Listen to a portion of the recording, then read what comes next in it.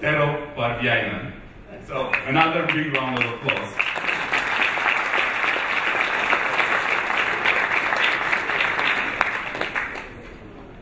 All right. Hello. So yeah, let's get through this.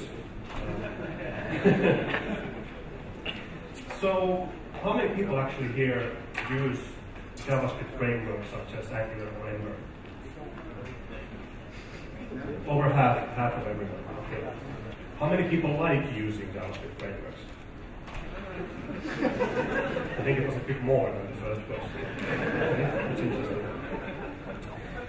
So I'm a JavaScript application developer and I use JavaScript frameworks. And the thing is though that I'm slightly afraid of frameworks as well, because they seem to be these huge things that are difficult to approach, they're kind of hard to learn. They have so much stuff in them that it's like intimidating when you are faced with the task of picking up a framework. And the last time I was facing this fear of mine was last year when I was looking at what I should use for the next big JavaScript project. And I was looking at this current crop of popular JavaScript frameworks, and they are large frameworks. Like Angular has 13K lines of non-test code spread over almost 100 files. Ember has almost 20K lines of non-test code, and that's not yet including Ember data. So these are big things. They're not big as in Java scale big, but given the expressiveness of the JavaScript language, they are quite large. You can do a lot in 13,000 lines of JavaScript, and Angular in fact does do a lot. So that made me think, how can I? Well, we chose to use Angular for the project, and then I was facing the question of how can I pick Angular up then and actually learn it and be effective with it. So I think there are at least 3 different strategies that you can employ when facing a question like this. The first of them is probably the most easy to begin with, and that is to say that I'm just not going to, these frameworks are too big. Angular is too big for the problem I'm trying to solve, or Ember is too big. So I'm just not going to spend that effort. I'll use simple tools, simple libraries, and come up with my own simple framework for solving my own problem. And last year, it wasn't the case yet, but now it seems to be that this strategy is almost synonymous with React. So I'll use that as an example of this approach. So React is often said to be like a alternative for Angular or Ember, which it really isn't when you think of it. React is a JavaScript library designed to solve one particular problem, which is rendering UIs and re-rendering them efficiently when there's changes in the world. And it does that really, really well. But it doesn't even attempt to solve many of the other things that Angular and Ember solve, so it's not an interchangeable concept. When you choose React for your application, you choose React and you choose a bunch of other stuff because you still need to do all these other things that Angular and Ember do, such as asynchrony or network connectivity or just code organization and architectural patterns. So you use other libraries for that stuff, or you come up with some of your own. And the thing about that is that to understand this, when you do that, when you combine all of these different libraries, what you end up with is basically a framework. And there was a great article about this by Ryan Florence a few weeks ago, where he basically said that when doing like a substantial front-end development, you can't not have a framework. There's always going to be one, either one you took from the public ones or one that you came up with yourself. And this is what he says. When you decide not to pick a public framework, you will end up with a framework anyway, your own framework. And you will write the code that glues modules and libraries together, which is something that frameworks do. You will write abstractions when you identify boilerplate, which is also something that frameworks at least attempt to do. So, you'd better go update your Twitter profile, because you are now the author of a framework. And this is kind of true, so more or less what you end up with anyway, in every case, is a framework, because there's going to be the code that's essential to your application, and then there's the code that isn't, that you still need to have. That might be someone else's code or your own code, but it's going to be there.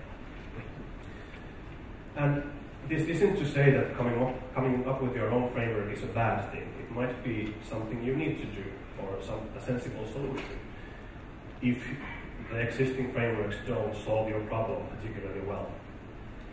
And I am drawn by this approach. I very much like the idea of using simple ingredients to come up with this handcrafted framework that solves my problem exactly and doesn't have any excess baggage.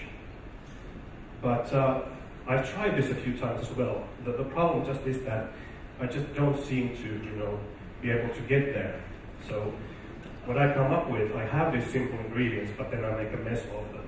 And somehow it seems that when basically I get the pressure to deliver, there is this thing that happens when my noble intentions are basically undone. And there are at least a couple of conclusions you might make of this. One is that I'm just not made out to be a framework author, that it's just something I'm not good at. But what I like more is to think of it as that the projects that we do are difficult usually. There's deadlines and budgets and customers and changing requirements and users and other problematic things all over the place. And if we don't have to, maybe we shouldn't add this other problem on top of that, which is the task of cultivating our own framework. So, to me, in most cases, it doesn't seem to make sense to reject existing frameworks and try to come up with my own, because it hasn't worked out for me earlier. So then, if you do accept that you're going to have to learn one of these big frameworks, the second strategy then that you can employ is to study that framework. And this probably isn't a huge revelation to anyone, that to learn something you need to study it. But I think there are a few interesting kind of aspects to it that make it something interesting to discuss. One thing is, when talking about frameworks, particularly Angular at the moment, there's this thing that people often say that it's a very difficult framework to learn because there isn't good documentation, or there isn't materials for learning it. That I don't think is really true, at least anymore. Like, there's a huge amount of things on the internet for learning Angular. There's the official documentation, but there's unofficial tutorials, books and screencasts and talks and everything.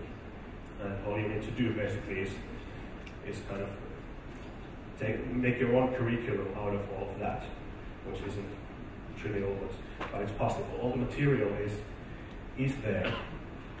And the thing is, though, that when you do this, you start learning Angular using all these materials, you end up on the much talked about Angular learning curve, which is famously visualized by this pen-nable graphic, which explains kind of the experience of picking up Angular, which is kind of a painful experience. And the way it goes is that you're kind of productive with Angular, and then you get stuck, and you realize you actually understand nothing about Angular, and then you basically go down that rabbit hole and emerge 2 days later with a renewed understanding of the framework and a new level of productivity until you get stuck again, and the cycle continues. And this is true with Angular, it is like that, but I would say that it's pretty much true for everything really, everything large that we attempt to learn, like big frameworks or languages or anything. This is how it works. We do something, then we get stuck, and we figure out how to get unstuck, and during the process we'll learn things. It's just the name of the game. And as front-end developers, we know these things on the web. you're kind of always on the learning curve. There's always something new to pick up, and we're never done. But the big kind of issue with being on the learning curve is that usually when you're learning something, you're also doing a project or something. It's usually not that we have endless amounts of time to spend on these things. We need to deliver projects, and we're learning on the job basically. And when during this time we get into this troubleshooting mode, when we do get stuck, it's problematic because it's very likely to blow your schedules when you end up spending your days on Stack Overflow. It's very difficult to estimate when these roadblocks are going to occur and how often and how long of a time it's going to take to get unstuck. So it's not the greatest thing to happen to have a technology that you're using that you don't fully understand, although that's almost always the case, but it adds this big aspect of uncertainty to our projects. And for me, there's like one even more unpleasant thing about being on the learning curve, which is something that has happened to me, especially with Ruby on Rails. So I've been using Ruby on Rails for about 7 or 8 years now, and I still don't feel like I've mastered Ruby on Rails. Like, whenever I do anything with Rails, I have this feeling that there's probably something I could do that would get rid of half of my code if I just knew about that API or that technique or that gem. So it's not that I'm not productive, it's just that there's this feeling that probably there's something I don't know about that would make me a better Rails developer. And that's happened to me, I think, because the way I've learned Rails is from this patchwork of articles and videos and books over time and first-hand experience, which has given me this partial picture of what Rails actually is, and I don't have the full picture, and I don't think it's possible to ever have that, and that's why you always have this nagging feeling that you could do it better, which is not the best feeling to have. So last year when I was facing this decision with Angular, I was kind of worried that this might happen now, that Angular would become a second Rails for me. I would spend the next few years basically not understanding it fully and being slightly not being able to use it well. And I was worried that it might happen because people are saying that Angular is difficult to learn and it's big and the documentation is bad and all these things. So then I started to think, well, what can I do to get around this? And one thing related to that is that I started to think, well, who are the actual foremost Angular experts at the moment in the world? And how did they get to be Angular experts? And when you think of Angular experts, pretty soon probably you'll think of someone like Miško. Miško knows Angular, basically. If you can think of any single person that you would take to your Angular team to consult for a day, it would probably be Miško, because he's an Angular expert. And that's because he wrote the damn thing. He's the author of Angular, the framework. So that makes him someone who knows a thing or two about Angular. And so the thing is that Miško knows Angular not only because he wrote the design, but also because he was there at the beginning. Because in 2009, when he came out with the first version of Angular, it wasn't this complicated beast that it is now. It was a much simpler thing, this kind of DOM compilation directive engine. And in the 5 years since then, it has become this big thing that I'm now afraid of. So it wasn't always like that. And Miško didn't arrive at Angular when it was big. He arrived when it was small because he originated it, and he has been there for every step of the way when Angular has been becoming more complex. So that's how Miško arrived at Angular. And if I set the bar for myself at Miško, and if I want to be as close to that in Angular expertise as I possibly can, then the strategy for trying to be as good as someone else is probably try to imitate them. So this is what people do, or this is what how children pick up things, and both animal and human children. They look at someone do something, and they try to do the same after that. So I thought, why don't I try to do what this macaque here is doing with the tongue, which is to try to do what Mishko did with Angular, which was to write it, basically build it. So what if I do this? I start basically building Angular from scratch, starting from nothing, and then step by step, piece by piece, add that complexity in there, so that on every step of the way, I understand what I am adding to the framework, why I'm adding it there, and how it affects what's already in there, and what possibly gets removed while I'm doing that. So that at the end of the process, I end up basically with my own clone of Angular.js. And that's not really because I would need a clone of Angular.js. I don't, because Angular.js is perfectly fine. What I need is the mental model of Angular.js, to have in-depth knowledge of everything that's in there, in that framework, so that I can basically use it as if I was the author and be like that level of expert in Angular. So that's what I set out to do, and that's the build your own Angular process.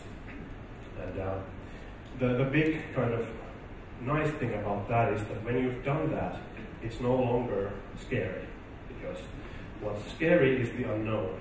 And when you remove the mystery from something, it's no longer intimidating, because you've taken ownership of that thing.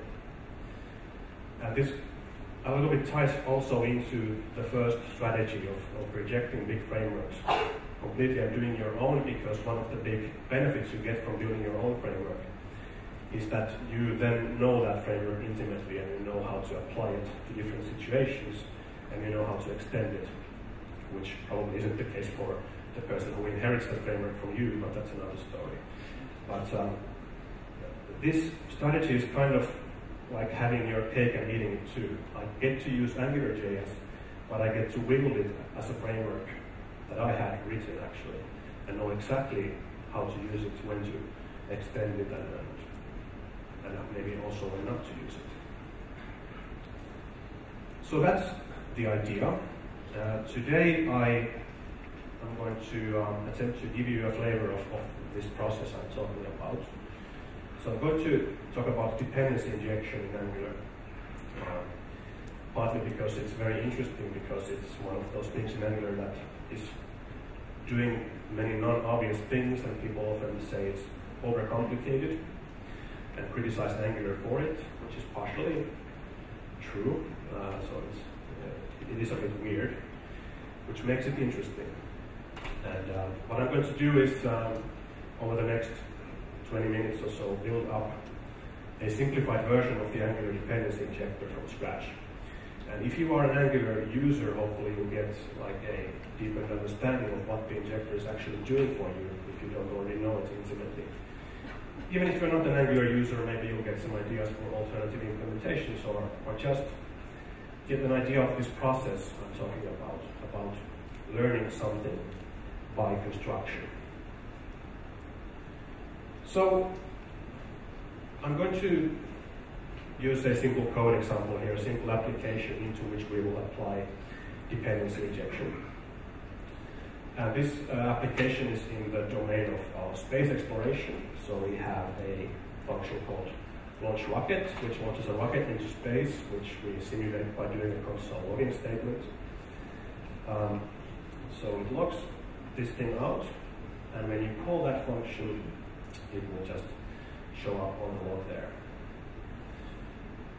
And then we have a constructor function called bigRedButton, which you can use to make objects, bigRedButton objects, and those are objects that have a few methods on them. Buttons have a lid, which you can open or close, which are methods that just set this Boolean flag on the object. Buttons also have a third method, which is called push. And the push method pushes the button, and that means basically if the button lid is currently open, launching the rocket. And then we have our namespace exploration program function, which will make one of those buttons, open the lid, then push the button, and then close the lid. And when we call that function, we will again see the login statement out there as through the button the rocket is launched. So this is our example application, which we will be exploring. One thing we might want to do with an application like this is to make some of these components a little bit more generic and reusable. So for example, this big red button function that we have, this constructor, is very specialized to do basically only rocket launching at the moment. I think it's easy to think of different use cases for big red buttons because they are quite useful things. So why don't we make the button usable in any context, basically, to give the action to it as a constructor argument. And that'll be a function that it will just call when the button is pushed without knowing what it actually does. So here we shift the responsibility of figuring out what the button actually does to whoever constructs the button. The button is now generic. And we could do a similar thing also for the main space program itself. So right now it's constructing a button, but it could also get a button as an argument instead. And again, we shift the responsibility of figuring out what the space program is using the button to someone external. What we've done here is basically dependency injection. So that's all there is to dependency injection, really. We have taken stuff from these functions, that the functions we're using, looking up global things or constructing things, and we've taken them out and now we feed them to them as arguments, and that's dependency injection. The components themselves are now more generic. The buttons can be used for more things, and the space program itself can use more buttons. It's just more extensible this way, and that's one of the big ideas of dependency injection. So if your program is as small as this, you of course don't really need a dependency injection framework to help you. But of course there are bigger code bases than this out there. I think some of us have actually seen them. And in those cases, you might want the help of a dependency injection framework to do some of this dependency configuration for you. And then you might want to use something like the injector in Angular to pull some of these components together. So what Angular actually gives you for that is something called an injector object, which you actually usually don't use directly. It's more like baked into the structure of your application, but it is there, and you can use it as a standalone object as well, which we'll be doing here. So we'll create an injector, and then we will let the injector know that some components exist in the world, such as the button here. So we'll tell it that there is something called a button, which is this object here. The simplest way to do that is to use a constant, and that's just saying that just use this value as is, and it will never change, and that's just something you can use when someone needs a button. And once we have done that, we can ask the injector to do dependency injection for us. So what we're doing here is we're saying that, hey injector, please invoke the space program function for me, and also inject its dependencies for me. So when I actually want to call space program, I don't need to know what it needs. It has been configured elsewhere. So this is what our first iteration of the injector will do. And to implement that injector, I'm going to introduce some framework code on the top of the file here to keep it separate from the application code, which is what we have been looking at so far. So we have a function called create injector, which returns an object, which is the injector object. That has two methods on it, constant method and the invoke method. And these are both implemented as local functions here in the closure.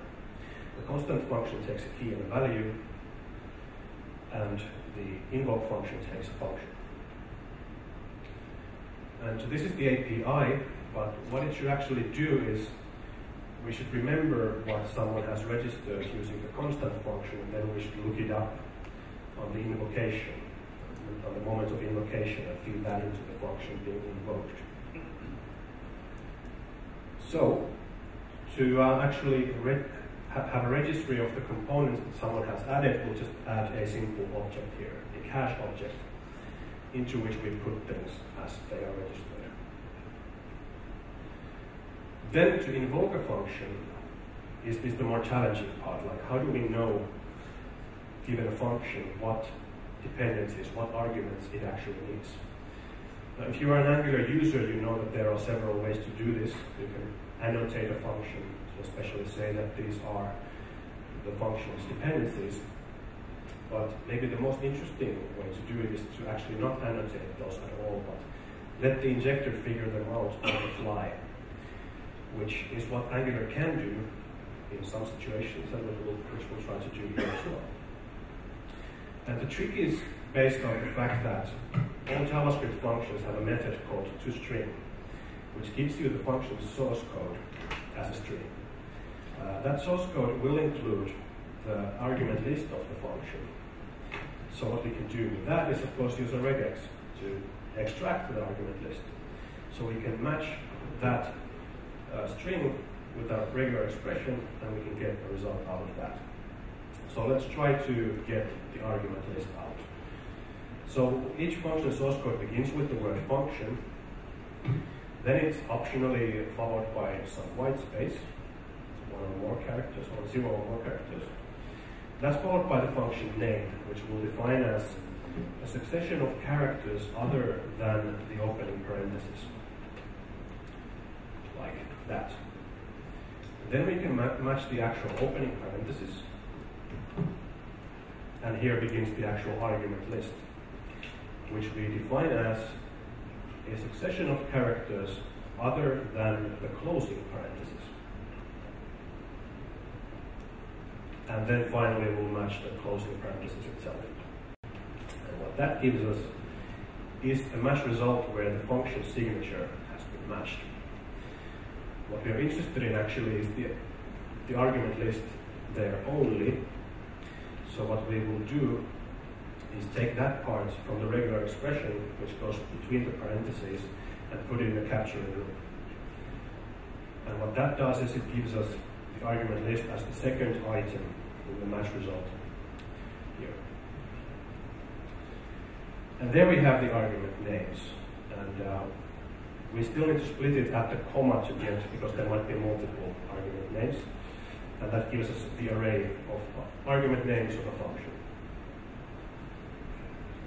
Now this is, why people criticize Angular, basically. This is really weird how this works. And to be fair, they are removing it in Angular 2 and even Angular 1.3, which is coming out any day now. They have this new so-called strict mode, which doesn't let you use this style of dependency injection. And because it breaks under minification, and there are all kinds of issues with it. But it's interesting.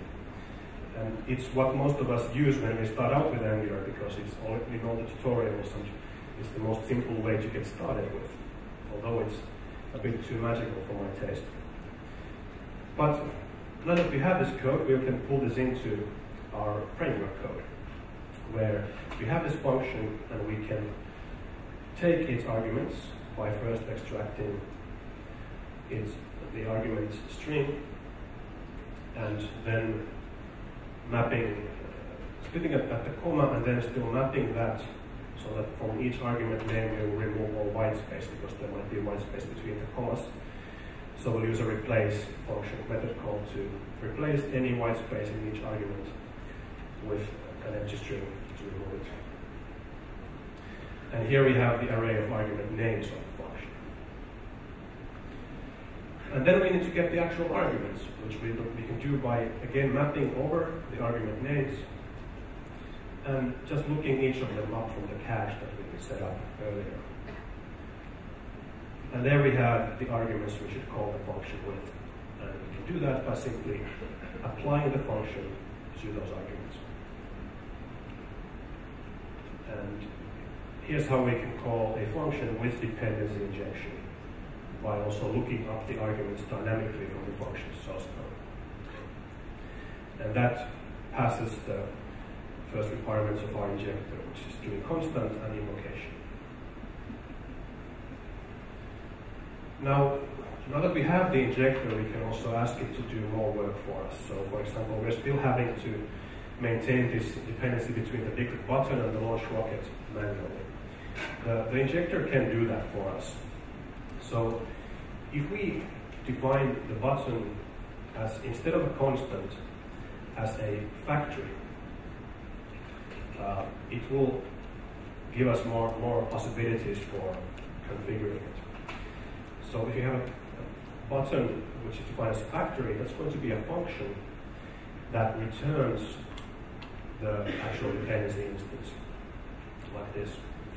So at this point, these two ways of making the button are more or less interchangeable, but we can see more of the difference when we actually think of what we might need for constructing that button. So the button action is something that the injector could actually give us. So if we have that defined, we can inject it to the factory. And this is something you can't do with constants. You can't inject things to them. But now we can, and we've basically broken the dependency between the bigger button construction and the launch rocket function. Now we no longer need to know that explicitly because it's configured elsewhere. So that's basically factory, and to implement that, we'll need to introduce a new method to the injector. That goes to the public API over here, and then into this private function where we actually implement it.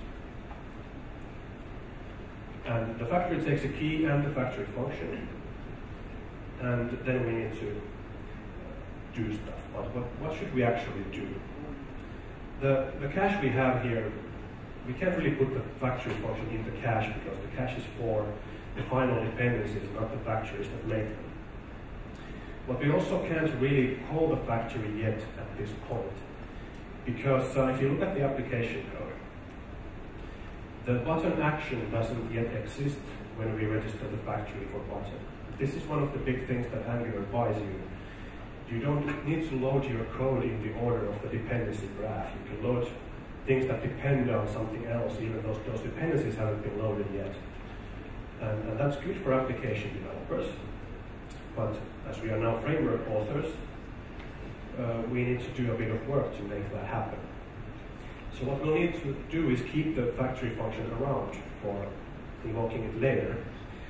And now we'll have actually two caches here in our injector. One is for providers, such as factories, and one is for the actual instances.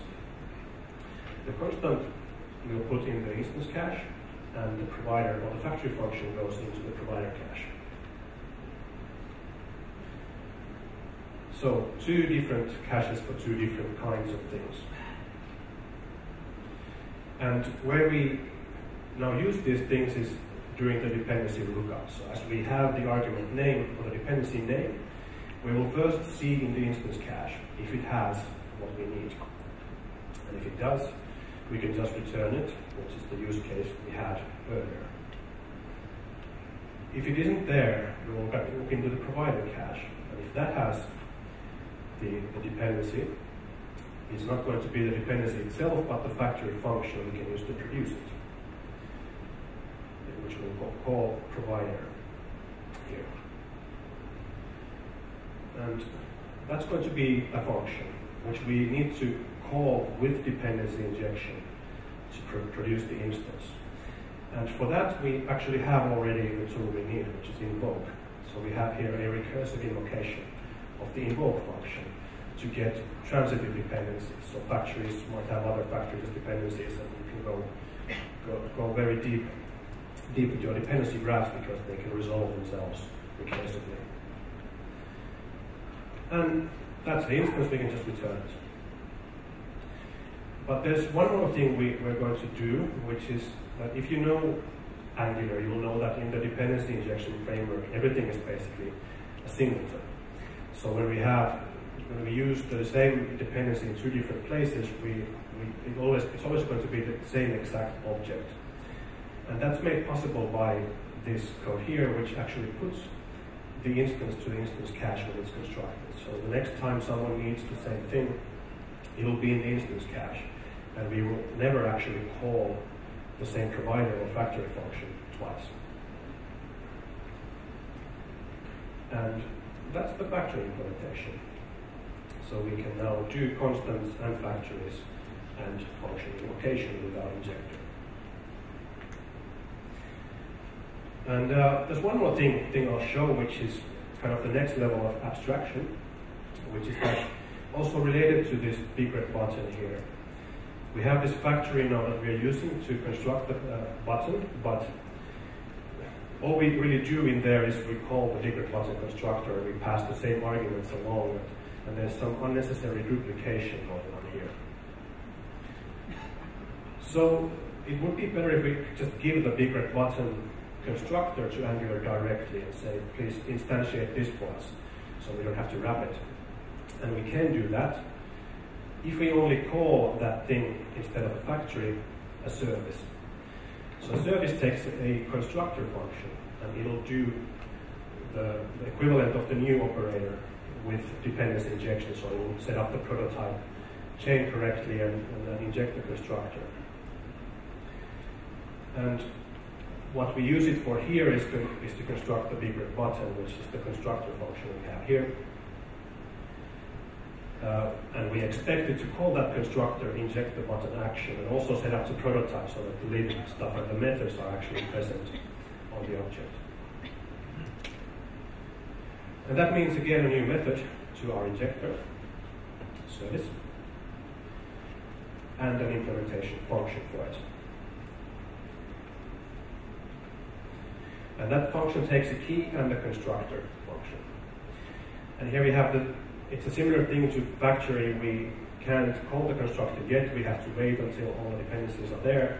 So we need to defer that. But we can luckily just use the abstraction we already have with factories to do that. So we'll register a factory with this key actually in here and make that factory just be a local function expression here. And that's our factory function. And that's where we will do the work of actually making that constructor instance. And we'll begin by actually making the object, which we can do with object create from ES5, and we give it the constructor prototype object. And that will give us an object whose prototype chain has been set up correctly, so it's now an instance of the constructor. Angular.js doesn't use object create, by the way, because they support browsers that don't have it, but they do the same thing basically manually. But we can use object create. And we still haven't called the constructor though, so we haven't actually run that function. But we can use the invoke function to do that again, because we already have that. So that will call the constructor with dependency injection. Though there's one crucial thing that should happen there, which is that for the constructor, the receiver of this object should be bound to this new instance, because constructors refer to this, and that needs to be the new object. So we'll need to extend our invoke function a little bit to take an optional second parameter, which will be the receiver of that function. And that happens just by passing it on to apply, which actually does the binding. And the constructor function doesn't need to know that we're not actually using the new operator to invoke it, we're using something else, but it'll work as if that was the case. And now we're basically done with the service. The caching stuff is already there because we're building our factory, which implements that. And here we just need to make the object and invoke the constructor.